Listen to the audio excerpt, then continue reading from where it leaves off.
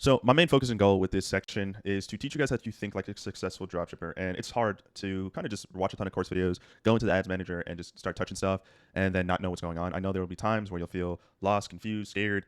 And I need you to understand that there's a certain level of this that requires you to kind of have undying faith, especially if you are reaching out to me, asking me questions, and I'm giving you direct feedback. Another portion of this will require you to just be a critical thinker. And it's going to take some testing and some time, but I want to help kind of speed up that process by breaking down the main things that I've noticed when it comes to being successful with paid ads on Facebook. So first things first, you have to understand your numbers, right? So you should know your CPM, cost per milli. How much does it cost for you to show your ads on Facebook? CPC, cost per click, and CTR.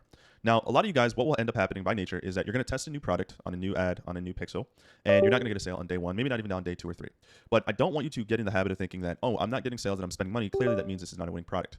Now, assuming you use the loophole method and validate your product like I teach you guys to, and if you don't know what I'm talking about, please go to product research and watch this training. This is the most bulletproof way to verify that you have a winning product and how to find winning products. It's the same way I found my product that I do $5,000 a day with right now. So I highly recommend you first make sure you have a good validated product. I break down what a validated product that is likely for you to scale with. I break that down. So please watch this if you haven't already and then come back to this training. But I don't want you guys to get in the habit of testing a product, not seeing sales in the first 2 or 3 days and saying, okay, boom, I need to give up. This is a bad product. Let's go test a new product. By nature, if it's a validated product that has been proven to sell and somebody else is selling it, there's a good chance that you have not just you probably have a winning product and you just haven't given your brand new Facebook pixel enough time for it to optimize. And on average, it can take anywhere between 7 to 14 days for a brand new pixel to optimize. There's some things to look out for though, right? Because there's a difference and a fine line between spending money on a campaign that's going to absolutely go nowhere and then spending money on a campaign that has potential and just probably needs a little bit more time or a few tweaks or adjustments. One of the first things I look at whenever you send me ads, I don't care how much money you spent, first thing I look at is these metrics. Is your CPM good, right? On average, when we talk specifically video ads, I want to see less than $50 CPMs, okay? Are your CPMs good? Something else I like to look for, again, when we talk specifically video ads, less than $1.50 CPC. And then something else here is your CTR, right? Your click-through rate. What percentage of people are clicking through? If this is greater than 2%, 2% or higher, that's good. That means your ad is solid. You have a good ad, and you might even have a good audience. You just haven't quite capped out on the conversion yet. And that could be because you didn't create a good offer. That could be your website is a little clunky, right? There could be a couple different things, but we can kind of narrow it down what the potential things are in just a moment here, right? Something else that I didn't add here that's super important is your add to cart or your buying intent. Right, buying intention is just basically saying, hey, what percentage of people are watching my ads, and what percentage of those people are adding to cart or initiating checkout, right? So if you spent $300 in the first 3 days of testing at $100 a day, all these ad metrics are good, and you're getting add to carts and initiate checkouts. There's a good chance, and I'm going to tell you to let the ad keep cooking, right? Let the campaign keep cooking. Assuming you found a good product that's been validated, you didn't just find one from Calidata or just off TikTok randomly.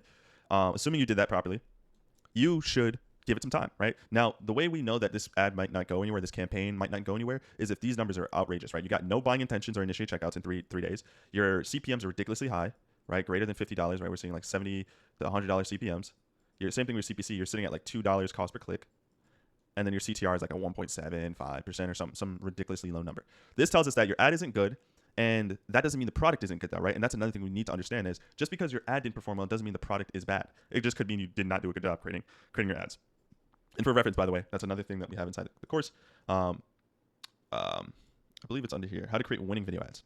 So I break down how to do that, by the way. And I don't use AI UGC characters. Right now, my two ways of acquiring sales and doing really well are doing these voiceover B-roll, AI voiceover B-roll ads that I script myself based off of what's doing well for my competitor, or I'll just do an advertorial, AI image ads plus advertorial, which is just picture ads straight into a landing page that then brings you to your product page.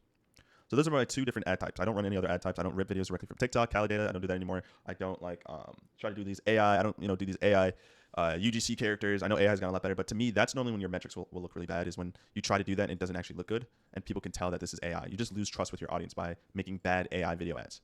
There's some big brands that have a ton of money that can actually make this good, but I don't think you as a beginner dropshipper should test that, especially since the software is required to even do that is so expensive. Okay, so with some of those fundamentals outside of the way, let's also focus on some other reasons why your CPMs and other ad metrics might be underperforming. One, your targeting is too broad, right? So let's use the example here of this electric toothbrush, right? We all know what an electric toothbrush is. Obviously, this isn't a good product to dropship, but I'm just going to use this for an example. We all know what this is, right? The problem that most dropshippers will make is that they'll create ads and marketing that says, hey, if you want whiter teeth, get this electric toothbrush, right? Obviously, an ad would be a little bit more detailed than that, but that's kind of the premise of their ad. The problem is that I said, if you notice what I just said, I said, hey, if you want whiter teeth, becoming good at dropshipping and running ads is understanding how to define the you. Right, and we'll break that down more in a second here. Right, so another thing is that your ads feel too much like an ad. There's a way to actually make this work, which is the way I do video ads. And for reference here, the product selection that I like to stick to is I like to select products that are problem-solving products for people 35 and older. right? These are what I like to call boomer products that solve boomer problems, right? People that are older. I don't think 35-year-olds are boomers, but it's just easier to call them that. But people that are greater than the age of 35 that are struggling with knee, back, pets, right? Certain products that are problems that they want solutions to, right? Now, I create a certain ad type under this training here. I create a certain type of ad that is an ad, but it's an informational ad. And that's where the difference is, right? Most ads are just like, hey, buy my product right now. I create a video ad style that's more informative, and that's only going to align with problem-solving products. Obviously, if I'm selling women clothing, that's just like a basic dress or a fidget spinner or some type of toy or some type of like thing that doesn't solve a problem. This type of ad style won't work for that. But if I'm selling teeth whitening, hair loss, weight loss, back pain, knee pain, something for pets, any type of problem like that, this type of informational or infomercial does really well, right? So it kind of gives off the emphasis of an ad, but it's not quite an ad because I start off actually educating my audience before I even tell them what I'm selling. Okay. Another thing is that you're using AI UGC ads that just don't look good or feel inauthentic, right? I've seen a lot of AI UGC ads. Some of them do really good for the bigger brands, but most people that are still learning AI UGC, they're not doing it right? It requires a certain level of expertise, editing, and a certain type of software, which most people can't afford, right? Like the most popular AI tool is ArcAds.ai. This brand is really good and they create realistic looking ones, but people are catching on to the fake AI ads. And not to mention, even if you were able to create really good ones, I believe the pricing on this thing is like $200 a month. So I don't know if you guys would necessarily want to do that, right? So that's another software, another business expense when there's easier ways to create ads that perform just as well, if not better. Another thing you might be doing, for some reason, you still might be using interest-based targeting in 2025, which is a big no-no. We do everything at Facebook. When it comes to Facebook, we do everything like this: CBO into Advantage Plus ad set, where we do not touch any of the targeting. We don't touch the gender. We don't touch the age. I don't care. I say this all the time. I don't care if I'm selling a bra for women. I'm not going to go into the ad set and select women only. I'm not going to do that. I don't care if I'm selling a certain type of hair. If you have white hair, this will make your hair look darker, right? I'm not going to sell that. Even though I know that's going to be for people older than the age of 35, I'm not going to go in and adjust the age. I'm going to let Facebook do that because nowadays, if you create good ads, Facebook will automatically know who to show it to. Their algorithm is smarter than us, right? And then normally I like to load up like 5 to 10 ads under one ad set with different USPs, right? Unique selling propositions, targeting to different people. Another thing is that your hooks are weak, right? The start of your video, the first 3 seconds of your video is the most important part. And if you can grab someone's attention by doing that, your ads are overall going to perform better. This is the biggest thing, right? Most people are still ripping video ads directly from their competitors, and it makes sense, right? Like as a dropshipper, you want to just validate and verify that this product can even make money for you. So the easiest thing to do is just go on Calidata, go on TikTok, go on TikTok Shop, or just go in the ad library, download your competitors' ads, and just rip them one-to-one. Not only is this dangerous and you put yourself at risk of getting your ad account banned for a copyright infringement, but your ads are just never going to perform as good as a person that initially launched them and are scaling them, because Facebook can recognize that you're using their same ads, and they're going to just allocate all the money to the person that's been testing it and scaling it longer. So you can get some sales and get initial results with ripped ads. I've scaled a couple different stores to $1,000 a day with ripped ads, but it won't be long before the performance on that starts to diminish, and that's going to be really quick. And the problem too with ripping ads is that now if you want to recreate what worked for you, there's a great chance that you can't find another video that was exactly like the one that worked for you. With my strategy of creating my own ads, I can test and scale ads quickly, and then I can easily recreate ones that work for me because I'm the one that created them in the first place. Another thing is that you're in a super competitive niche, weight loss, skincare, shapewear, anti-aging, makeup, or whatever, and you're selling a product with no USP, which is just unique selling proposition. So again, like this electric toothbrush, right? This has no unique selling proposition versus all the other electric toothbrushes. There's nothing that it does differently than anything else. And then I'm in a super competitive niche of teeth whitening. So going in and trying to sell this would be next to impossible. Granted, if you were selling something else, right? Like if I was selling some type of, like for example, I'm not sure what percentage of you guys watching this recently saw the craze with the GLP-1 patches, right? GLP-1 patches are was this new way that you can lose weight, right? You basically just put the sticker on your stomach and it forces your body to suppress its appetite, which subsequently makes you less hungry and makes you lose weight faster. Right? This is a new style of weight loss, right? If I were to go in and try to sell a weight loss pill right now in 2025, it'd be super hard because there's a quadrillion amount of weight loss pills out there. But because I'm selling something completely different, a different mechanism to deliver the same result, I can then use this new mechanism and go into competitive markets and compete because it's something new. It's something that the average person that's trying to lose weight hasn't seen before, so they're more likely to test it. But if I go into these super competitive niches with already existing products that have already scaled a million times, the only way I can be profitable with this is if I sell to an audience of people that have not been marketed to. So weight loss is kind of broad, right? If I were to go and find a weight loss supplement, the only way I can be profitable with that is I start testing different sub-audiences of people that have not been directly marketed to, like doctors or, not athletes, they've been marketed to pretty heavily, but more so like stay-at-home moms or people that recently recovered from a surgery and put on a ton of weight after surgery, right? Like I'd have to really niche down who I'm selling to if I'm picking a already saturated product. Right, so that's why it's way easier to just do the loophole method and find a product that's already scaling, because that's going to allow you to do really well. Now, to my point that I just mentioned, actually, this product that I'm selling right now has been validated a million times already for other animals like dogs and cats. But I'm finding success with it right now simply because I'm just taking the exact same product and marketing it to rabbit owners instead of dog and cat owners. Right, that's the only way you can take saturated products and be profitable with them is by testing other sub-audiences of people that have not been marketed to.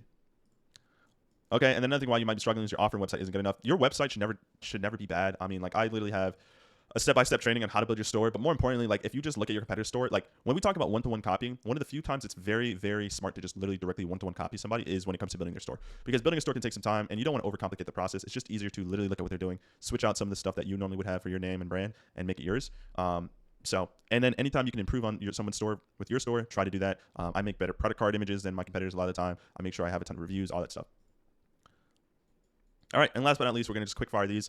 So with Meta's new updates and algorithm changes, it's all about creative volume. So this is super, super important. I'll probably have another training on this at some point, but we need to be testing a lot of different creatives. So back to my point here, right? Like some of you guys might have tested a product and the video ads that you tested didn't perform well. There's a great chance that the product probably can be profitable and can be a winner. You just got to keep testing different angles and different sub-audiences.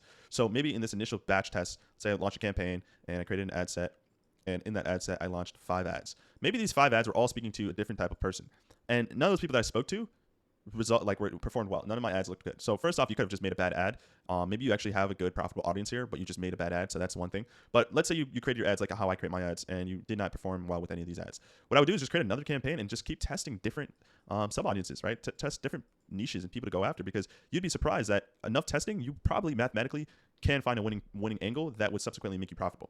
But most people try 1 or 2 times and then that's it. In today's dropshipping world, it's not enough to just quickly look. Like it's very impossible to find the hidden gem that's just out there. That's just going to be this amazing product that you tested and on day 1 you're super profitable and you go on to make a ton of money right away. You're gonna have to put in a little bit of work. And what concept I want you guys to understand is that a good dropshipper doesn't find a winning product. A good dropshipper makes a product a winner.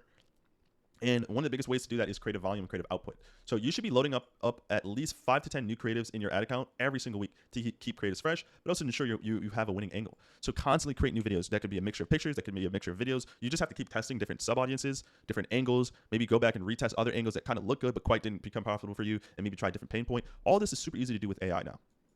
Right, so Facebook is trying to make it easier for advertisers to win. Their systems are designed to allow us to focus more on the creative process, more than the actual media buying process. So the better job you do at speaking to your target audience in your ad, the more money you'll actually make. So constantly test different ad creatives. Okay, so to my point that I mentioned earlier, most people go wrong when they market a brush like this electric toothbrush. They'll say, if you want wider teeth, get this toothbrush. You'll start to see a higher ROAS and start to make more money when you can find an angle like this. Pregnant moms with enamel deficiency, this smart toothbrush was made for you. Right, that's the difference. And if you can understand these fundamentals, then becoming successful is going to be a lot easier.